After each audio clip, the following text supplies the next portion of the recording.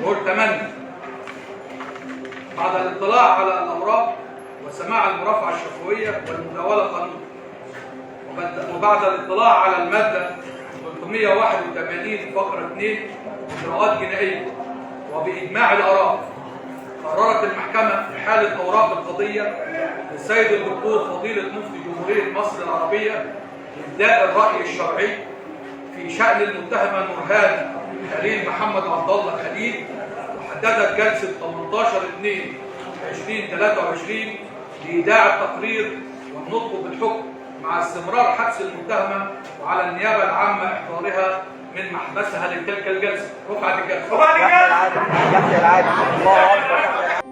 عدالة ناجزة وحكم متوقع وعادل على نورهان فتاة بورسعيد. نورهان اللي خلصت على والدتها بمساعدة عاشقها قبل فترة. كلنا تابعنا خلال الفترة الأخيرة القضية اللي شغلت الرأي العام كله، القضية اللي اتهمت فيها فتاة بقتل والدتها، وده بمساعدة عاشقها. النهاردة كان جلسة لمحاكمة نورهان فتاة بورسعيد أو الشهيرة بفتاة بورسعيد. محكمة جنايات بورسعيد أصدرت حكمها الناجز والعادل على هذه الفتاة بتحويل أوراقها إلى فضيلة المفتي. طبعا نورهان ظهرت بملابس سمراء أو كانت لابسة عباية سمراء، مش الملابس المعتادة اللي بيتم ارتدائها عند الحكم أو أثناء المحاكمة أو الكلام دوت. وهي عللت ده إن هي حزينة على والدتها، وحاولت إنها توصل للقاضي إنها حزينة عليها وإنها ما قتلتهاش، وإن اللي قتلها عاشقها مش هي، وهي ما كانتش عايزة الأمور توصل للمرحلة دي، وإن هي كانت بتحب أمها جدا جدا.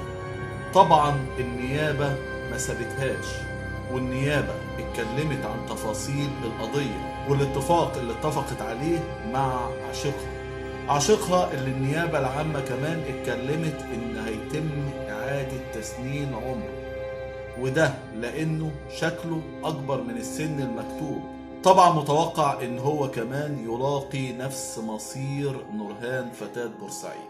الاتنين قتلة، والاتنين اتفقوا على سيدة غلبانة بتربي في بنتها وبتجهز فيها علشان يقتلوها، علشان متعة لحظية تقتل أمها بالاتفاق مع شخص دنيء. دي كانت متابعتنا النهاردة، متابعة خاصة بالحكم على نورهان فتاة بورسعيد، الفتاة قاتلة والدتها بمعاونة عاشقها.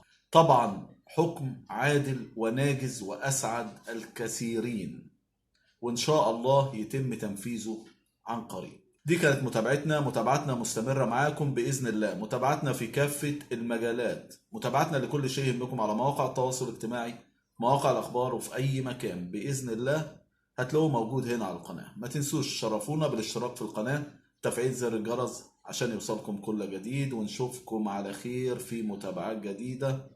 والسلام عليكم ورحمة الله وبركاته.